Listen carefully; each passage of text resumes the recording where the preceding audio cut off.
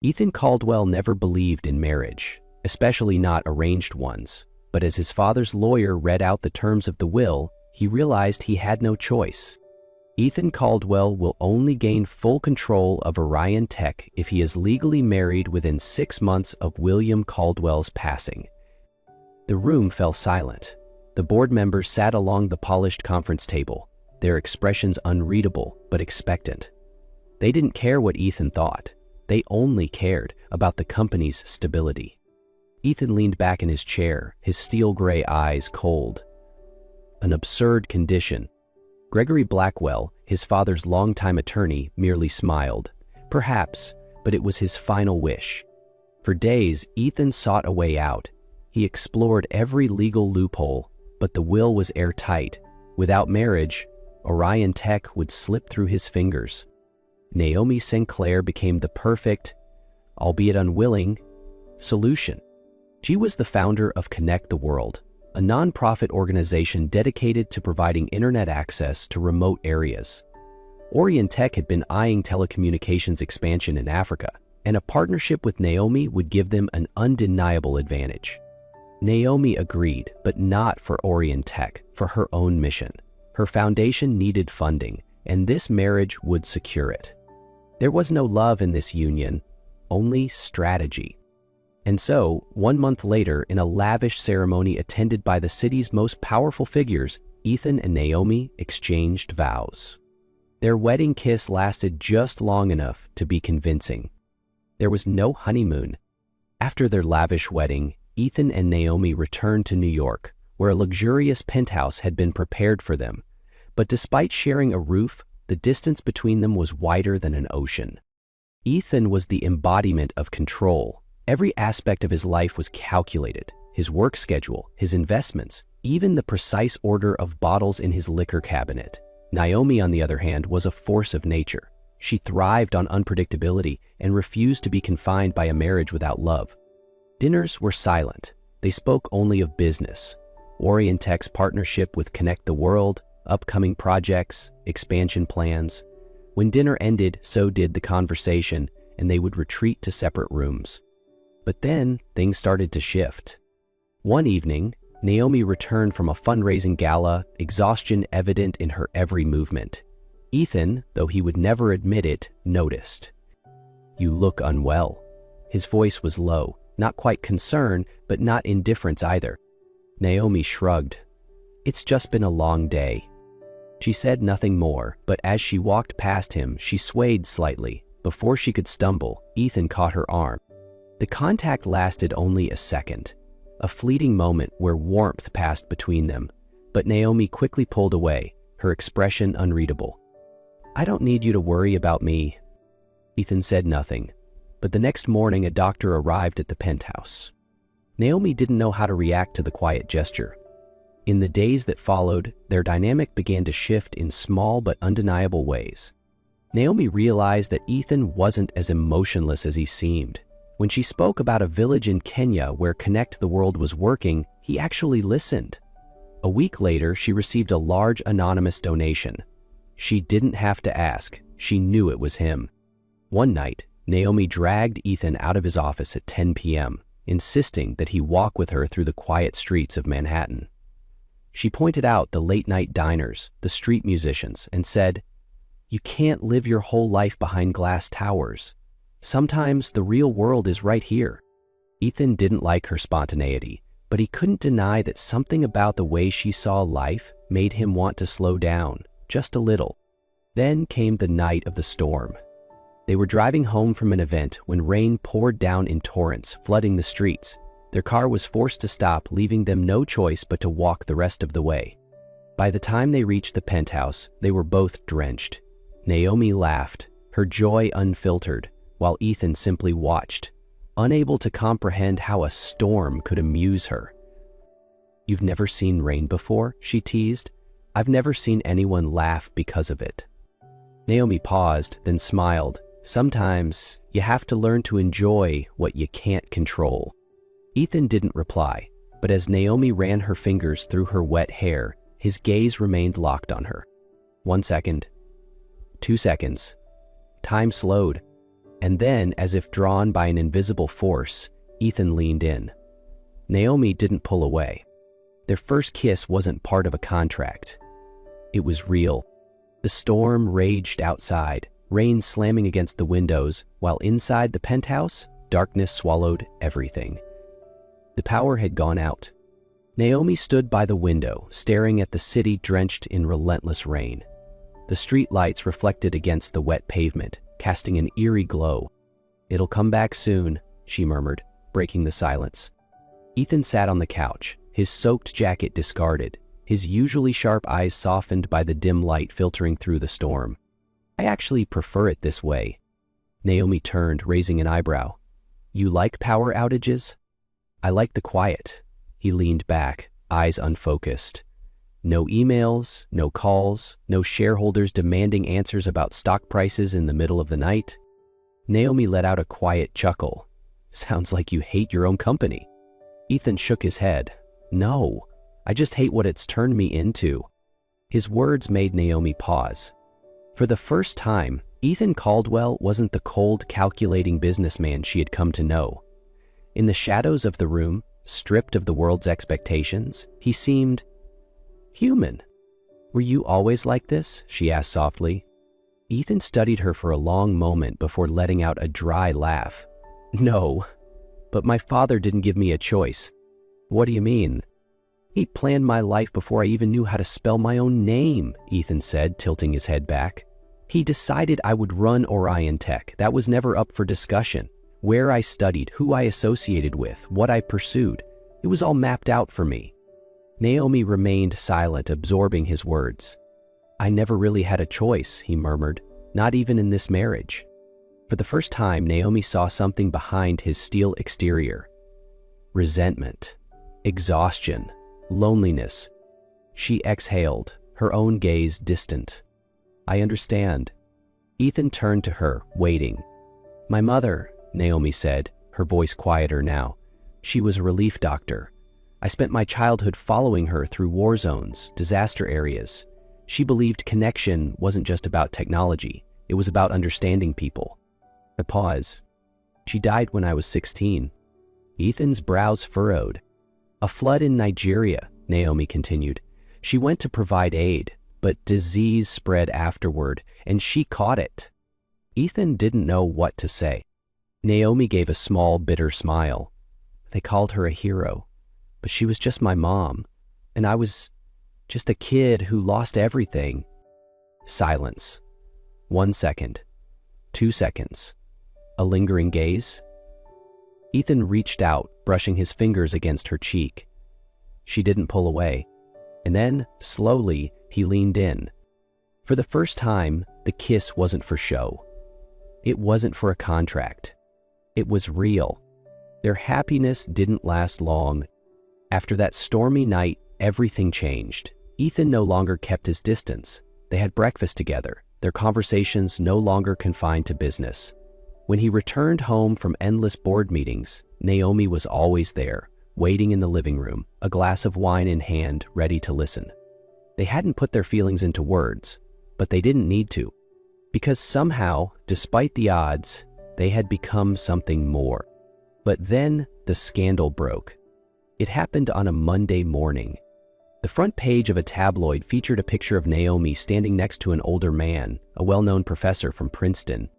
Ethan Caldwell's wife and her secret past, affair with a university professor? Naomi froze. "What the hell is this?" she whispered, fingers tightening around the newspaper. There was no affair. That man had been her mentor, nothing more. A single photograph taken at a conference had been twisted into something malicious. Ethan walked into the dining room, his gaze immediately landing on the expression on her face. "Did you see this?" she asked. He pulled out a chair, took the paper from her hands, and scanned the article. His face remained unreadable, but Naomi saw the tension in his jaw. "It's complete nonsense," she said quickly. "There's nothing between me and him." Ethan didn't respond immediately. He set the paper down, his fingers interlocked. "Is there anything else I should know?" Her chest tightened. "You're doubting me?" Her voice was quiet, but laced with hurt.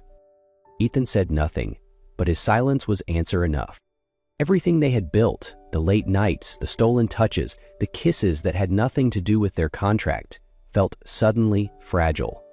Naomi stared at him for a long moment, then pushed back her chair and walked out of the room. She didn't cry. She didn't argue. But something inside her had broken. Naomi couldn't sleep. She sat on the edge of the bed, staring down at the wedding ring on her finger. It had once been nothing more than a symbol of obligation, a contract she agreed to for the sake of business. But now it meant something else, something she hadn't been brave enough to admit until now. She had fallen in love with him, but love couldn't exist without trust. Naomi stood up, walked to the desk, and opened the drawer. She pulled out a sheet of paper and began to write. The next morning, Ethan woke up to an unfamiliar silence. There were no footsteps in the kitchen, no sound of pages turning as Naomi sat on the couch reading. A strange feeling settled in his chest, an emptiness he couldn't quite place. When he walked into the living room, the first thing he saw was her wedding ring sitting neatly on the table. Beside it, a letter. "Ethan, I never expected love in this marriage, but somewhere along the way, I started hoping." But hope is a dangerous thing, isn't it? I can forgive many things, but not suspicion, especially not from you. If one day you truly want to find me, then come without doubts. Come with trust. Until then, consider me your temporary wife. Naomi. Ethan clenched the letter in his hands, his heartbeat hammering in his chest. The weight of her words crashed over him like a tidal wave, leaving him breathless. His hands trembled, not just from frustration, but from a fear he had never known before, the fear of truly losing her. For the first time in his life, he felt utterly powerless. And for the first time, he realized he had lost something he could never replace. Not just Naomi, but the future they could have had. Naomi had been gone for 3 days. 3 days that felt like 3 years. Ethan still worked. He still attended meetings, still made decisions that shook the market. But when he returned home at night, the silence of the penthouse was suffocating. No Naomi. No quiet laughter as she teased him. No late-night conversations about things that had nothing to do with business, about a world beyond glass skyscrapers. He had lost her, and now he realized she wasn't just part of the marriage. She was the one person he couldn't lose. 3 days after Naomi left, Ethan received a call from Winston Sinclair, Naomi's adoptive father. "What did you do to make her leave?" His voice was deep and firm.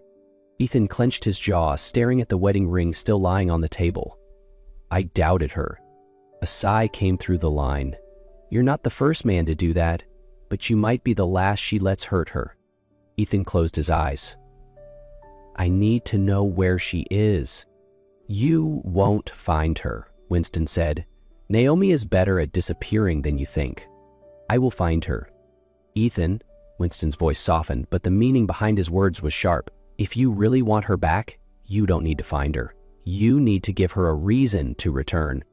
Those words haunted Ethan all night. He couldn't force Naomi to come back. He couldn't use power or wealth to make her forgive him. There was only one thing he could do: prove that he believed in her. The next day, Ethan redirected Orientech's resources towards supporting Connect the World, the project Naomi had devoted her life to. Not as a silent donation, not as a business deal, as a real commitment. He appeared at a press conference announcing that Orientech would partner with Connect the World to expand internet access to the most remote parts of the globe. "I used to believe that technology was the most powerful thing in the world," Ethan told the crowd of reporters, "but I was wrong. True power is the ability to connect people, and no one understands that better than Naomi Sinclair." He looked straight into the cameras, knowing that if Naomi was watching, she would understand. "I once doubted the most valuable thing in my life. I lost her because of it. And if I have even a chance to make things right, I'll do whatever it takes." The news spread quickly, but more importantly, it reached Naomi. And for the first time in 3 days, she picked up her phone. Naomi sat in her small apartment in New Orleans, eyes locked on the TV screen. She couldn't look away from Ethan. He stood before a crowd of reporters, admitting his mistakes with raw honesty. He wasn't trying to spin the situation, wasn't manipulating it like a businessman. He was simply telling the truth. I once doubted the most valuable thing in my life. I lost her because of it.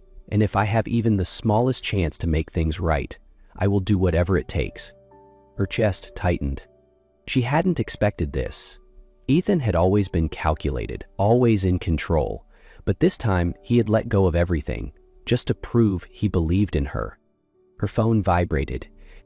His name flashed on the screen, and for a moment, she just stared at it. The logical part of her said to ignore it, that she owed him nothing, but then she remembered his words on TV, the raw regret in his voice. Naomi hesitated, her thumb hovering over the screen. Was she ready for this? Was she ready to hear his voice again? Her heart answered before her mind could catch up. She pressed answer. Naomi, his voice was rough, exhausted. She gripped the phone tightly, taking a slow breath. Why are you doing all this? Because you are worth everything. His answer was immediate, and because I can't live without you. Naomi closed her eyes. She had left because he didn't trust her, but now he had proven that he did, more than anything. Where are you? She whispered. New Orleans, he replied without hesitation. If you want me to, I'll come to you right now. Naomi took a shaky breath and stood. No need, wait for me. When Naomi walked into the hotel lobby, she spotted him instantly. Ethan stood in the corner, rising to his feet the moment he saw her. His slate gray eyes locked onto hers.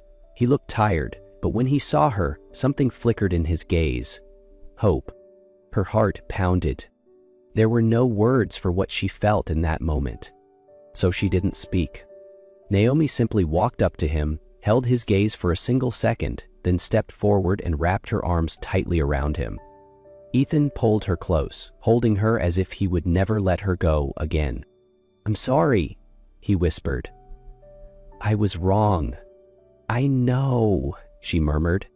Ethan pulled back slightly, searching her eyes. So, do you forgive me? Naomi looked at him, her expression softening. I already have, but this time, don't make me regret it. Ethan didn't answer with words.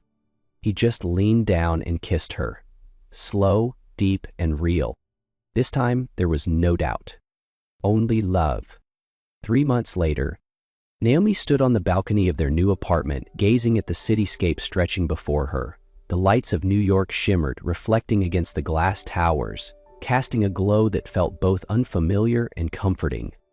Behind her, Ethan approached, wrapping his arms around her waist. What are you thinking about? His deep voice rumbled against her ear.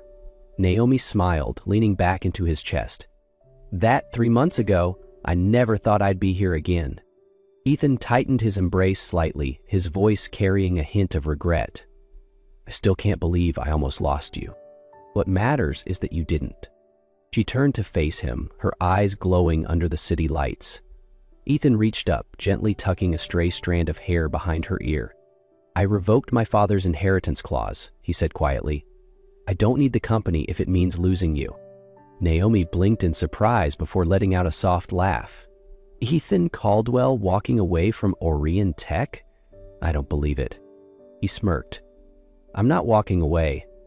I'm just building it on my own terms, without anyone controlling my choices. And this time, I want you beside me. She studied him for a long moment before taking his hand. If you really want me by your side, then you have to trust me. Completely. No conditions. I'm learning. He squeezed her fingers. And I won't make the same mistake twice. Naomi nodded slightly before pulling him into a slow, lingering kiss, one filled with promise. When they pulled apart, Ethan looked into her eyes, his voice steady and certain. I choose you, Naomi. Today, tomorrow, always. Below them, the city pulsed with its usual restless energy. But this time, the world didn't feel so cold. This time, they had each other.